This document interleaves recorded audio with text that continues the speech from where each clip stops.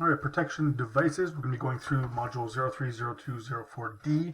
Hopefully you've had a read through this one. It's quite lengthy and lots of information in it. I'm just going to go through this. I'm going to try not to drag it out too long for you. It can be a little overwhelming. So I'll pick out the key components of this ILM and talk about them. But of course, you need to go through the ILM by yourself, read through it, and ask any questions you may have. Right? So we're talking about protection devices. We're going to describe overload and overcurrent protection devices, describe the protection characteristics of fuses and circuit breakers, identify the factors that determine short circuit currents, describe the basic disconnection and control requirements for a motor branch circuit, and determine the required ampere rating of control and protective devices in a motor branch circuit. All right, so to kick it off, we need to know the difference between overload and a short circuit condition. An overload is pretty much you're straining that system. You're putting a higher amount of current on a circuit for a long period of time. So it says here a load which has exceeded the conductor's ampacity rating, markedly higher current. So you're at the higher current rating of that conductor's capability, but for a prolonged time, right? And compared to a short circuit condition, and based on Ohm's law, an unintended path through which a current can flow, excessively high current. So pretty much if I have no resistance, that means my current's going to be excessively high. And that's when I get short circuit currents, and which can be into the tens of thousands. Right? So those are going to be pretty key moving forward here, overload versus short circuit conditions. Right, so the CEC has a lot to say about overcurrent devices. Section 14, 100, protection and control. It says each conductor shall be protected by an overcurrent device at the point where it receives its supply of current. So in most cases for residential or commercial, that's going to be at the panel. All right, we're going to have a breaker in there, which is going to feed our branch circuit. So that's our protection for our conductors.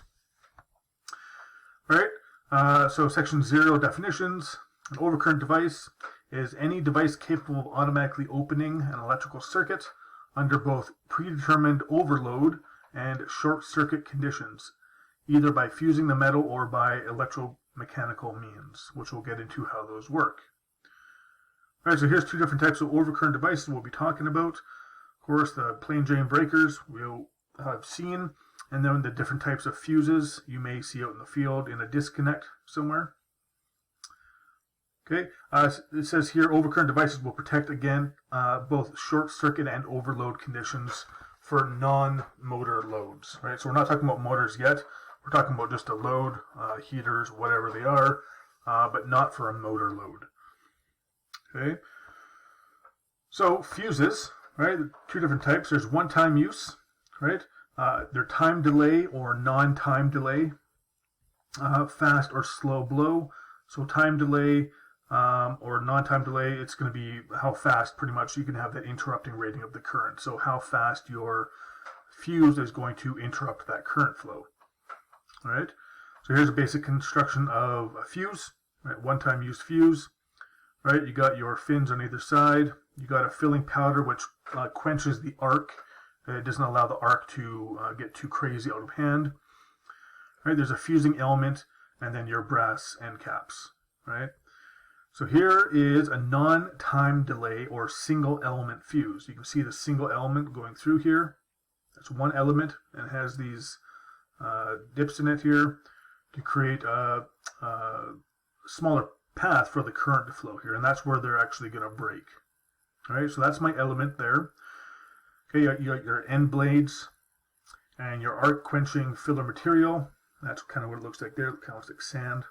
All right. And then, of course, your tube, which is all going to be enclosed in. And there's a side view there of one. And there's different styles, of course. Okay. All right. So, an overload condition in a non-time delay fuse.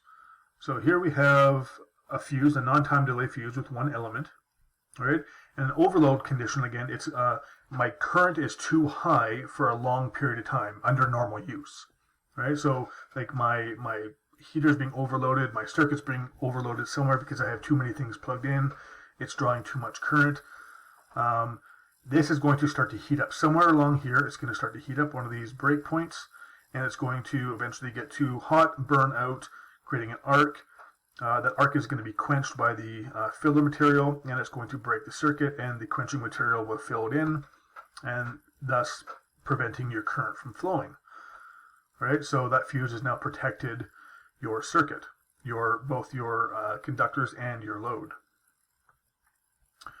Okay, that same type of non-time delay fuse, but in a short circuit condition, right? Now, again, short circuit conditions, the current is going to skyrocket. There's little resistance, which means your current can go through the roof, right?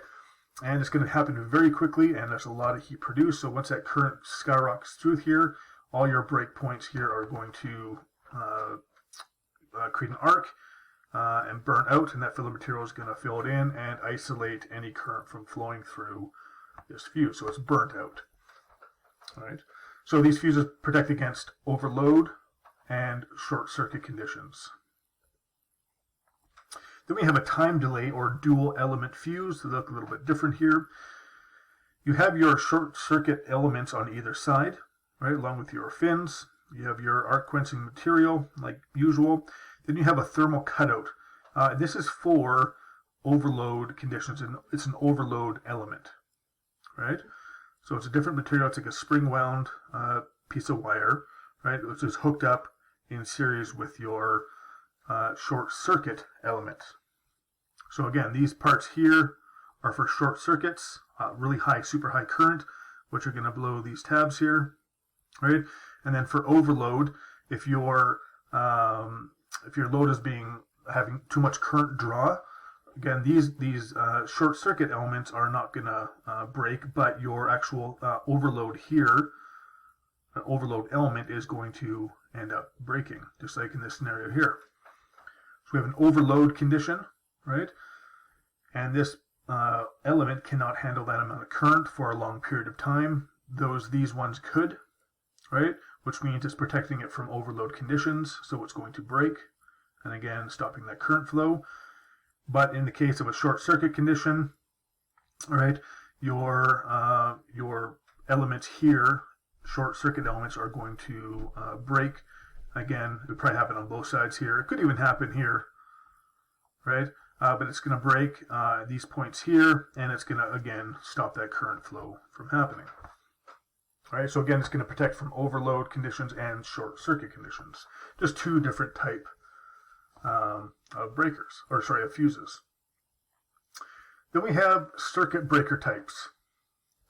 We have thermal, magnetic, or time limit, right? So that's going to be the ones we generally use in residential, usually in commercial.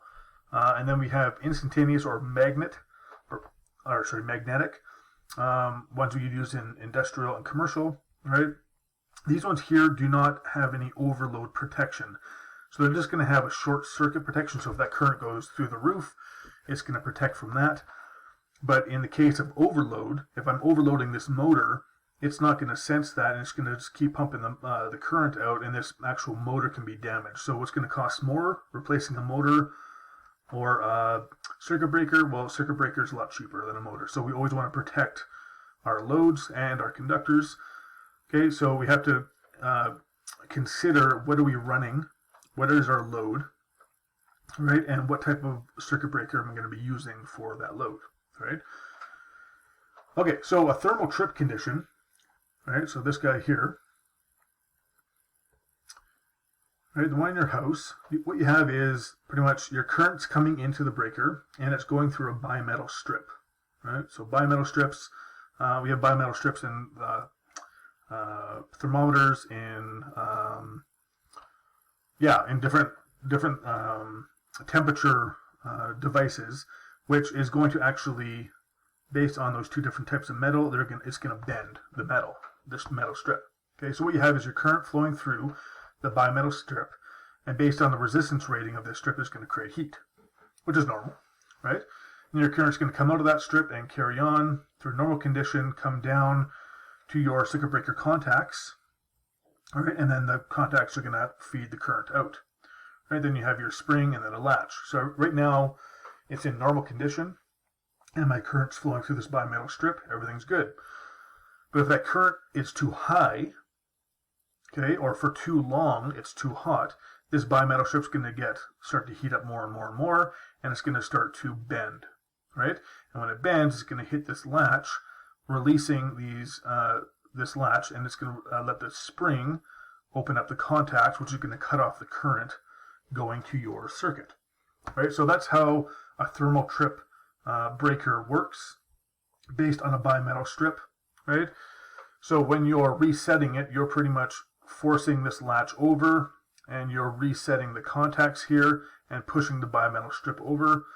But again, that bimetal strip is going to still be under strain and still warm, and that's going to heat up a lot quicker, again, if that current is still going to be too high, right? So that's what is happening when you're resetting your breaker.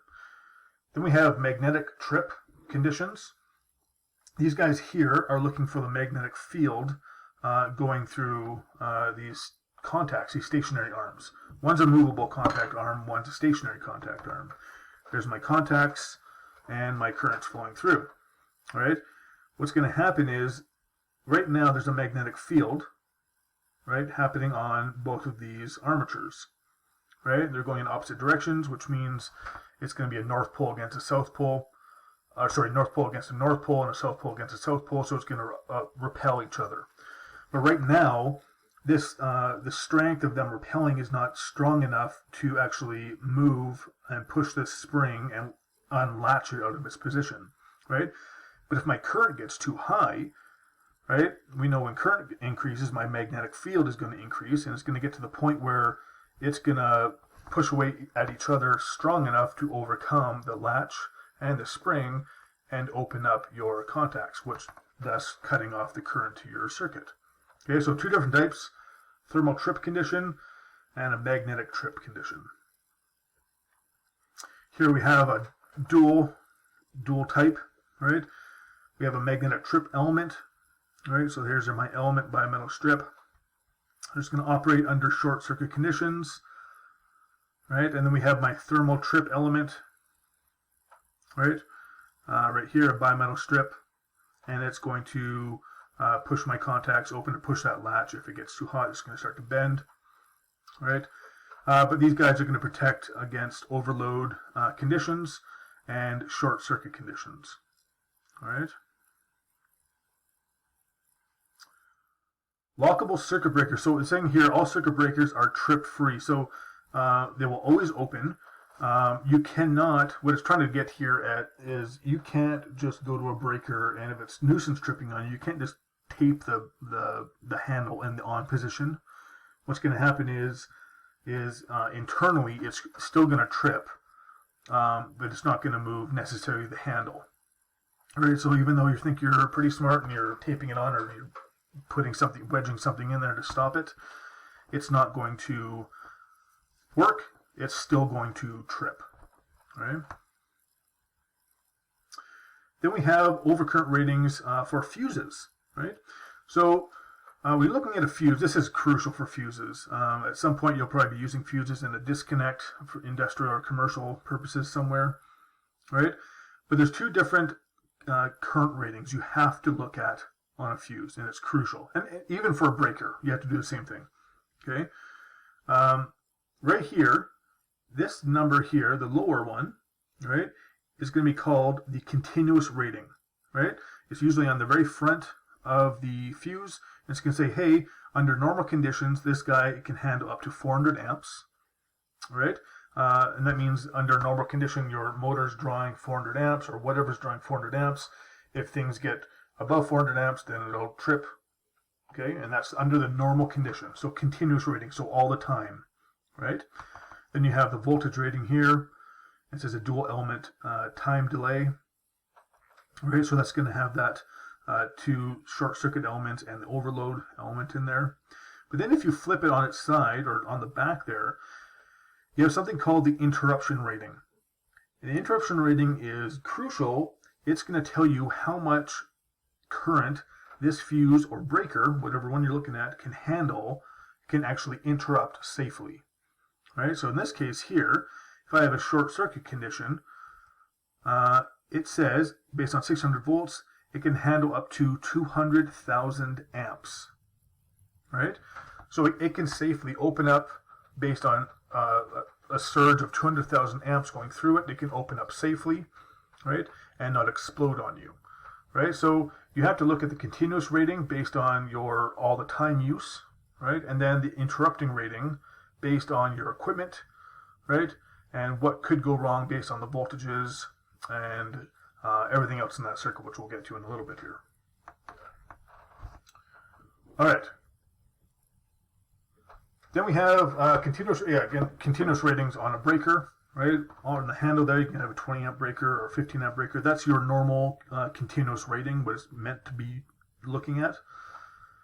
All right, it says the amount of current a device can carry normally, the level of current above which a device will begin to react to an overcurrent condition. So yeah, if you go anything much higher than 20 amps or getting close to 20 amps, it's going to start to get a little too high, and that bimetal strip's going to move, and it's going to trip that breaker.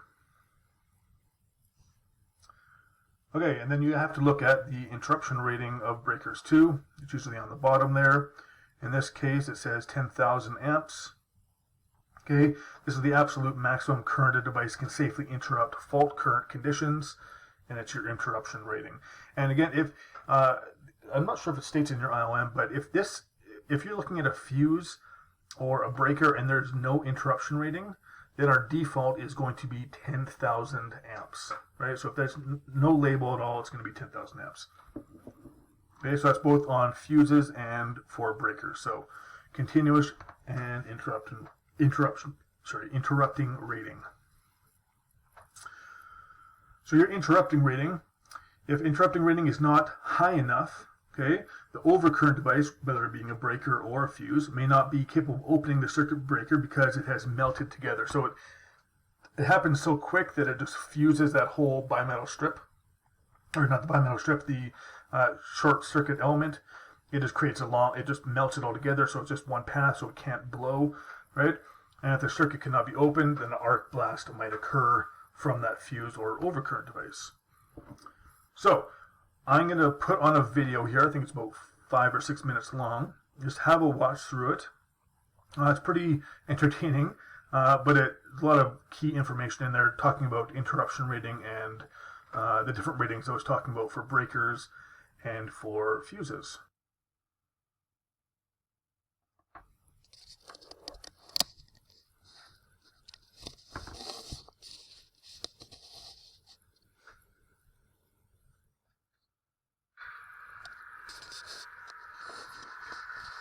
Things are pretty hectic around here this morning. What's the matter? We got some problems? Yeah, Jerry couldn't even get his machine up to speed this morning. Something's not right. I was talking to Bill about it. Joe, you're an electrician. What happened to the power on the machine shop? The lights have been flickering all morning.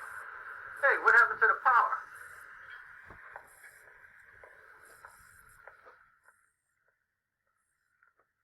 It's a shutdown. You're a plant electrician, and the pressure is really on. Thousands of dollars lost with every tick of the clock, and you know it. And management knows it. There's something else that both you and management know. Something that makes you just a little tight in your gut right now. There's one person whose job it is to find out what's wrong and fix it. That person is you. Every minute counts now. You've got to hurry. Wonder what could have caused this problem. Oh well, I'll find out later, after the machines are back in service. Ah, there it is. 2 fuses gone. Shouldn't be too much of a... Wait a minute. Weren't they one-time fuses that blew? Yeah. Well, 200 amperes is 200 amperes, and there's no time to lose. This'll be good enough. Better replace all 3, just to make sure. There. All done. Coffee's not even cold yet. A simple substitution. Everything ought to be just...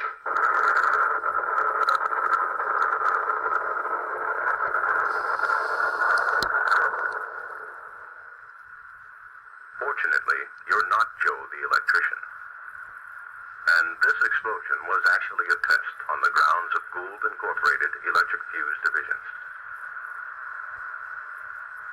Safety is Gould's #1 concern, not only for your plant, but for people like Joe. Gould Charman's products are produced under quality control conditions second to none, and yet all of the manufacturing care in the world can't protect your electrician and your plant from the very real and present danger of misapplication.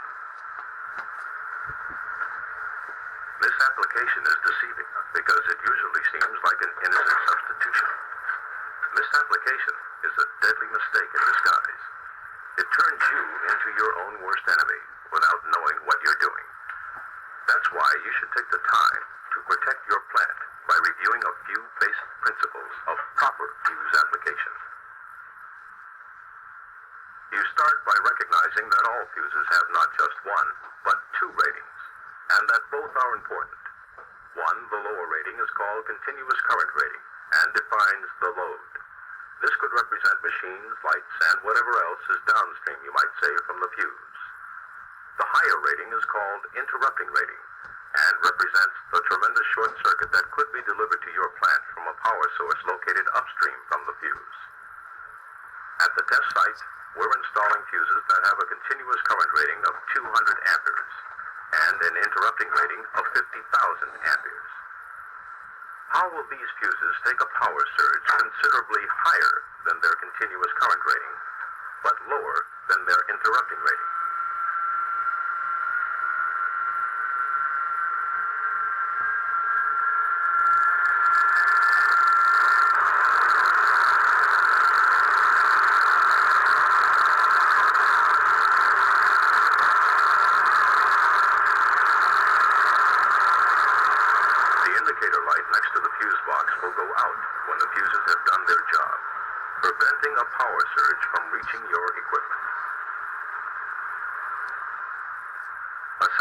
Fuse test is a quiet fuse test.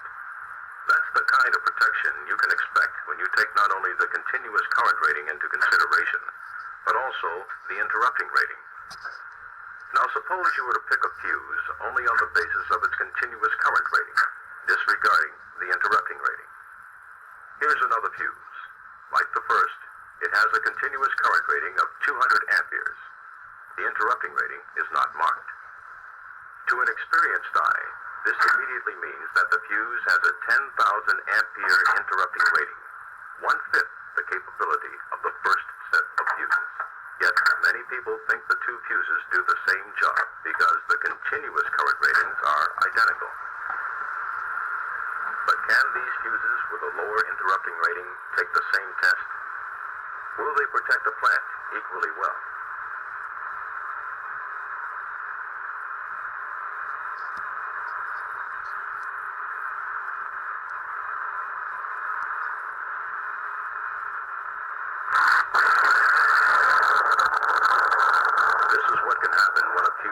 Inadequate interrupting rating is applied.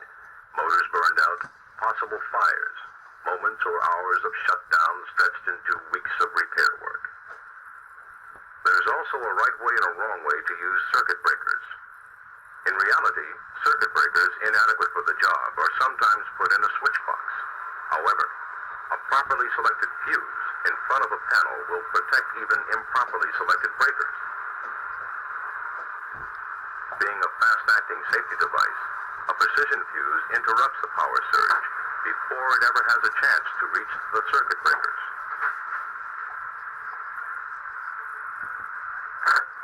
However, with no fuse to protect them, even circuit breakers rated much higher are in danger.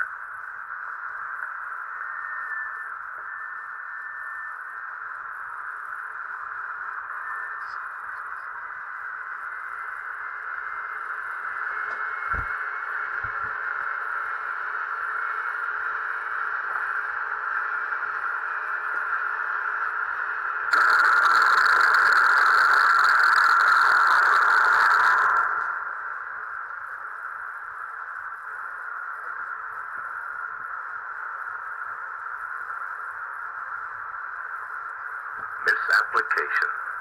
Whether of fuses or circuit breakers is a real and present and lurking danger.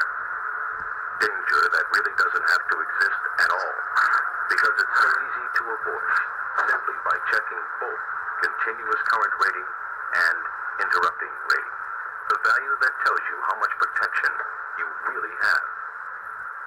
There's one key question you have to answer before you can be sure you're safe. Do you know what's in your switch box right now?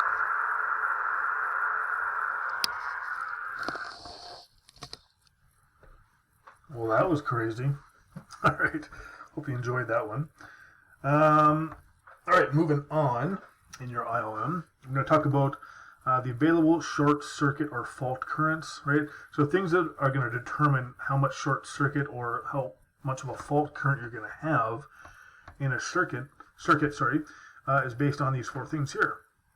Okay, four things are percentage impedance of the transformer. Okay, so the percentage of the voltage on primary, okay, the primary winding, required to achieve rated current of shorted secondary winding, right? The impedance of short circuit path. Okay, so pretty much the closer to the source you are, the higher the fault current is going to be. Not drastically, but yeah. The circuit voltage. So we know based on Ohm's law, the higher the circuit voltage, the higher the current is going to be. So a larger source voltage equals a larger fault current. Okay, and the kilovolt amps, the kVA of the source, right? So the larger kVA based on that transformer or whatever that source is, you're going to have a higher fault current. So those are the four things that are going to determine, you have to look at, that are going to determine how much of a short circuit or fault current you're going to have potentially in that circuit. So here we see a label that says maximum available fault current is 52,600 amps. Sorry, it's late. All right. So they got to have a warning label, usually with that fault current availability on it somewhere. All right, so talking about motors now, okay? We know when a motor is starting, right? When a motor is trying to get up to speed, that motor is drawing a high amount of current, okay? Much more current than it would be running in normal condition. So trying to size overcurrent devices based on Section 28 of the Canadian Electrical Code, you got to look at the type of motor you're running, the type of overcurrent protection you need for that motor, and full load amps of the motor. So the full load amps is how much that motor can handle at a normal condition for a long period of time. All right. So they have this chart in your, it's cut off here for some reason, right? But they have this chart here in your IOM. I think it was page, I'm going to try to flip back to it. It's page 26, right? So they're talking about the full load current, okay? Based on the motor is right here. This is how much it can handle for a long period of time, or up to this amount. So your current's at 0 right now. Then your motor starts, and your current is going to skyrocket, right, for a very short period of time, right? And it's going to start to drop down as it starts to wind up, and then it's going to hit its just something below the FLA of the motor, right? And it's going to run normally, and then you can have, based on whatever that motor is doing, whether you're loading it with rocks or grain or whatever, right? However hard that motor has to work, your current could bump up for short periods of time. Okay, but that's where your overloads are there to protect it. If this gets too high for too long, that's when your overloads are going to trip, protecting that motor from overloading and burning itself out. So, if you're going to protect using an overcurrent device, right? The rating of your overcurrent device would have to be astronomical. It would have to be huge, right? It would have to be all the way up here, because once I start my motor, right, that current's going to spike all the way up here, and I don't want my motor to trip out right here and to shut down. It's got to be able to go all the way up and get back down to the FLA, right? Which means the rating of my overcurrent device would have to be huge, right? Overcurrent's up to 300% of the motor current, right? Which is going to be pretty darn high. So that's when we have say a 50 amp motor, right? It's going to be drawing, based on your FLC or your FLA, it's going to be drawing about 50 amps continuously, right? It can handle up to about 50 amps. You're hopefully going to be seeing something a little bit less than that, right? So you're going to have 300%, which means your overcurrent device is going to have to be 150 amps for this motor, right? And that's based on the maximum starting current of that motor getting up to speed. So they're asking here, will this OC, overcurrent device, protect the motor windings, right, from burning out if it starts to draw 100 amps continually, right? So say, here's my 50 amps right here, all right? And if I have my breaker that's rated at 150 amps, okay, it's way up here, and then say something happens and this motor is working way too hard and my current comes up to about 100 amps, which is, let's say, around here, and it just continually is running at 100 amps. What's going to happen to your motor? Well, is the overcurrent device going to trip out? No, because it's only at 100 amps. This can handle up to 150 amps, right? But your motor can only handle 50 amps, right? And maybe something slightly above that for short periods of time. All right, so if it's at 100 amps for a long period of time, no, your motor is going to burn out eventually, right? It's overloaded for too long a period of time. And that's why we have to have the combination of overcurrent devices, right, based on your maximum starting currents, and then your motor overload protection to protect your motor if it's going to be overloaded for too long of a period. So you have to have that combination. All right, so motor overload protection. Okay, you can have an overload device will protect motors from prolonged overload conditions. So here we have an overcurrent device, which is feeding that branch circuit going to your motor starter, which is going to be your contactors, right? Your contactor based on everything we talked about prior. It's pretty much just a big relay, right? Then you're going to have overloads in that circuit, right? So this overcurrent device is going to protect your conductors and your motor, say, from a short circuit event. And your overloads are going to protect your motor from overheating, right? So once these get too hot, saying, hey, this is drawing too much current for too long of a time, it's above what it's rated, right? These are going to open up here, and it's going to pretty much open contacts in your motor starter circuit, so in the contactor there, and it's going to kill the coil, open up your contacts, and turn off the motor. All right? So the motor starter is a combination between a contactor and overloads. All right? So here's a motor circuit. We have a control circuit and our power circuit. Right? So it says overcurrent devices open the power circuit, and overload devices open a contact in the control circuit. So here's a control circuit. We have a stop and a start and holding contacts based on your coil. And when we have overload contacts here, which are going to be normally closed. Right, so I hit my start button, my contacts are going to, my coil is going to energize, holding contacts close, right, and these contacts are going to close in my contactor, turning on my motor, right. So if this motor is now running at too high of a current for too long of a period, these overloads are going to sense that, which are going to open up these contacts. The normally closed contacts are going to open in your control circuit, cutting off the current to your coil. And when that coil gets cut off, that means these contacts here are going to open back up, cutting off the current going to your motor, right? So that's how your contactor and your overloads work. They work together, right? But it's going to be opening up contacts in your control circuit to kill the power coming to your motor. And that way, because if I didn't do that, say I just had my overloads here and a set of contacts here, well, one, these contacts would have to be rated for the current going to the motor. Two, the second these things open, it's going to have the current stop and it's going to start to cool down. And then those contacts are going to come into in contact again, the current's going to start to go again. Then the motor is going to turn on and then turn off again because it's overloaded, and turn on and off, on and off. In this case here, once these get tripped, right, they're not just going to automatically start. That goes back to your 3-wire and 2-wire control, or your protection we talked about in the first year, right?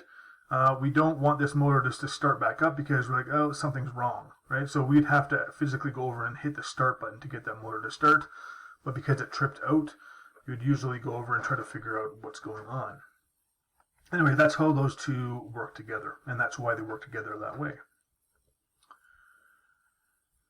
All right, so disconnects are for personnel safety, right?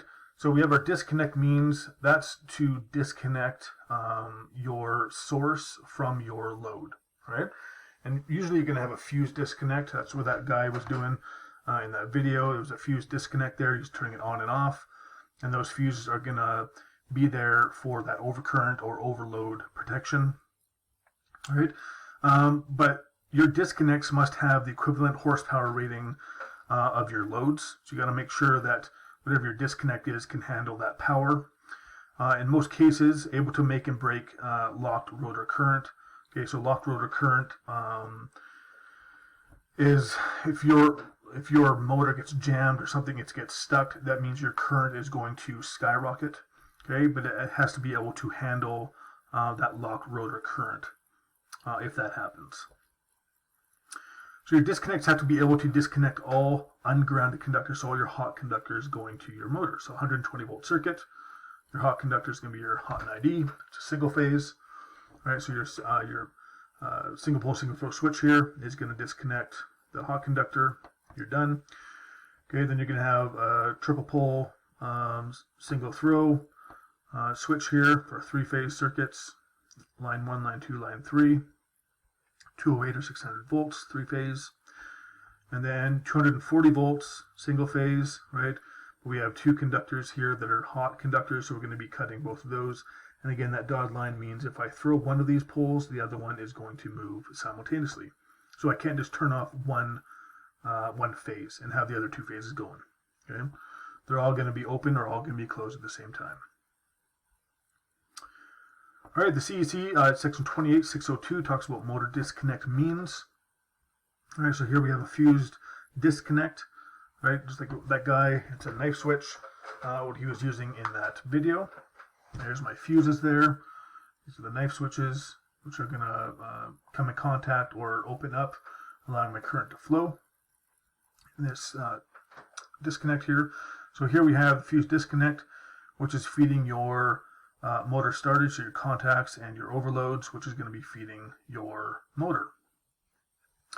So 1A says a disconnect means for a motor branch circuit shall be a manually operated or operable fused or unfused motor circuit. Okay. A disconnect means for a motor branch circuit shall be a manually operable fused or unfused motor circuit. So here we have a fused, right, based on that knife switch, and here we have an unfused, right? So it's pretty much just going to be a single pole, single throw switch, which is going to operate and interrupt the current going through your overloads and to your motor, right? So it can be a manually operated, both of those are manually operated on and off, fused or unfused motor circuit, right? And then disconnect means for a motor branch circuit shall be B, a molded case switch or circuit breaker, right? So just like that guy here, all right? Instantaneous trip circuit breaker. So pretty much it's going to trip out instantaneously. It's not going to have that time delay or anything on it. It's going to, once that current gets too high, the circuit breaker is going to trip it out, which is going to kill your contactor, your motor starter, and your motor.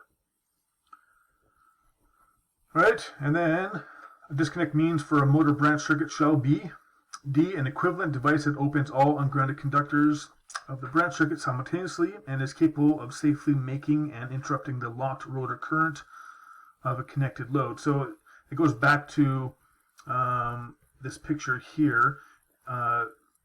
Here it's saying you have to disconnect all the hot conductors simultaneously, and these the horsepower rating of these switches here and the current rating of these switches has to be able to handle the locked current rating of this motor, or any of these motors, if it has that situation occur. All right, so that's what they're talking about in section 28. Then 28.500 talks about motor controls. It says controllers must have an equivalent horsepower rating to the motor it controls. So your motor control circuits have to, they're usually, I think it's like half a horsepower or a quarter horsepower, nothing too crazy high, but these controller ratings must be equal to the horsepower ratings, of your motor. So they have to, you can't put 1 horsepower motor with a half horsepower controller on it, right? It's not going to work.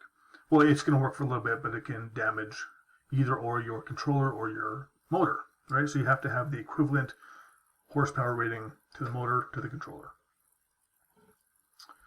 All right, so here's a motor starter, right? This is your contactor here, which is, again, just like that big relay. And these are your overloads here for controlling the motor. All right, we're going to get into the stop, start, and maybe reversing motor starters here. But this is your control center here, motor control. And it's going to be controlling the current going through these contactors here and overloads. And this is all of it put together here. So here's your disconnect. Here's my 3 phases coming in to my disconnect, which is fused. All right, so that's for overcurrent protection. If my overcurrent device, or if the current gets too high in this circuit based on short circuit events, then these fuses are going to burn out. So again, for personal protection, you can kill this guy, and it's going to cut out 3 phases there, which are going to cut out everything downline from it. All right. So these, the disconnect here, these fuses are for overcurrent protection. Then you have your motor controller, operates the motor. You got your start station, the controller. You have your contacts in the contactor, right? You have your overloads, overload protection here. Here's your coil and your overloads contacts there in that circuit. This is for motor overload protection, right? So if this motor here is drawing too much current for too long of a period of time, these overloads are going to trip out these contacts here, and it's going to shut off the motor, and it's going to trip out the coil in the contactor, thus killing the motor circuit. Okay, so that's all of it put together there, right? Motor starter here, overloads, disconnect, which is fused, right?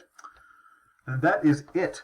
So, yeah, we're at 45 minutes here almost. So anyway, it's a lengthy one. Please read through your protection and devices ILM. If you have any questions, please let me know. Thank you for watching. Hopefully that was a little bit enjoyable and you're not falling asleep. But if so, wake up. Talk to you later. Bye.